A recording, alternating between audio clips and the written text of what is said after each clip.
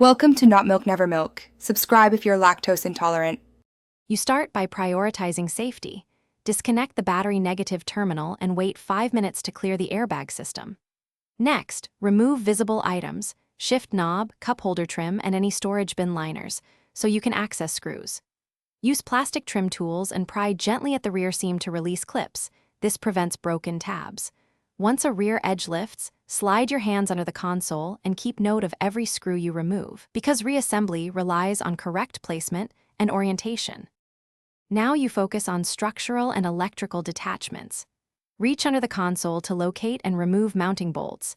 Check beneath the front storage tray and behind the shifter, plus any bolts toward the seats. As the console becomes loose, identify and disconnect electrical connectors, 12V outlets, USB ports, accessory switches, and seat heater plugs.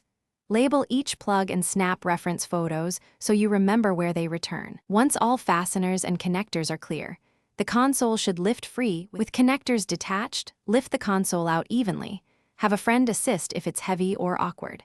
Inspect the underside for broken clips, crushed foam, or trapped wiring and replace damaged fasteners before reinstallation to ensure a snug fit. If the console resists, don't force it.